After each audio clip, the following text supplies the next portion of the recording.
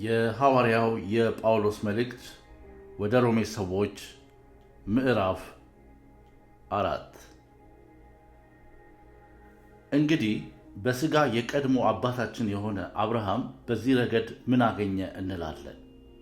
አብርሃም በሥራ ጸድቆ ቢሆን ኖሮ የሚመካበት ነበረው። ነገር ግን በእግዚአብሔር ፊት መመካት አይቻልም። መጽሐፍስ ምን ይላል? አብርሃም እግዚአብሔርን አመነ፣ ጽድቅም ሆኖ ተቆጠረለት።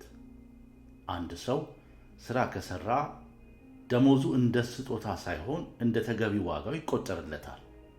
ነገር ግን ለማይሠራ ሆኖም ኃጥኡን በሚያጸድቀው ለሚያምን እምነቱ ጽድቅ ሆኖ ይቆጠርለታል። ዳዊትም እግዚአብሔር ጽድቅን ያለ ሥራ ስለሚቆጥርለት ሰው ብፅዕና እንዲህ ብሏል፣ መተላለፋቸው ይቅር የተባለላቸው ኃጢአታቸው የተሰረየላቸው ብፁዓን ናቸው።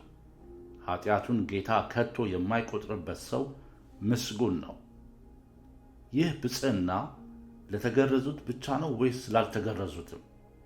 የአብርሃምም እምነቱ ጽድቅ ሆኖ የተቆጠረለት ብለናል። ታዲያ እንዴት ተቆጠረለት? ከተገረዘ በኋላ ነው ወይስ ከመገረዙ በፊት? የተቆጠረለት ከተገረዘ በኋላ ሳይሆን ከመገረዙ በፊት ነው። ሳይገረዝ በነበረው እምነቱ ላገኘው ጽድቅ የመገረዝን ምልክት ይኸውም የጽድቅን ማኅተም ተቀበለ።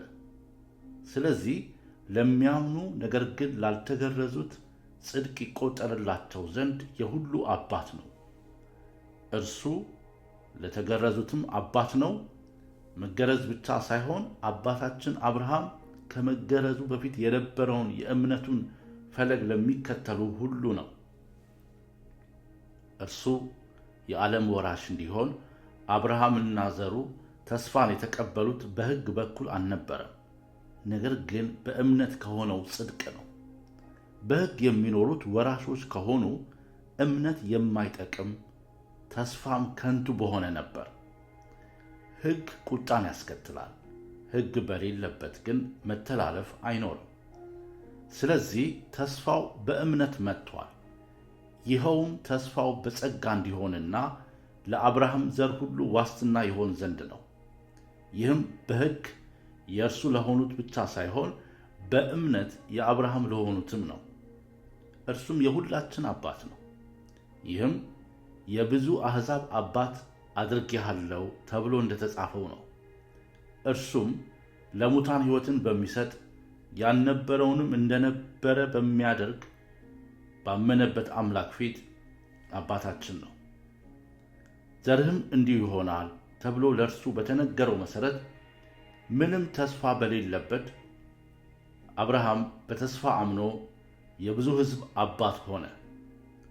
እርሱ 100 ዓመት ሰው ሆኖ ሳለ የራሱም ሰውነት ሆነ የሳራ ማኅፀን ምውት እንደነበር እያወቀ በእምነቱ አልደከመም።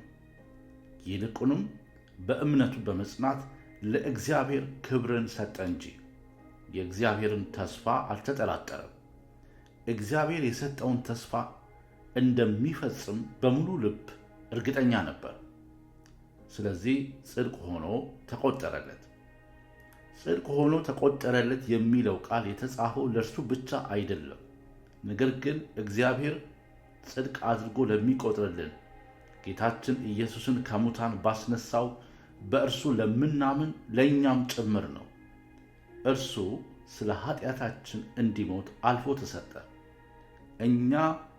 እኛን ጻድቅ አድርጎ ለማቅረብም ከሞት ተነሳ።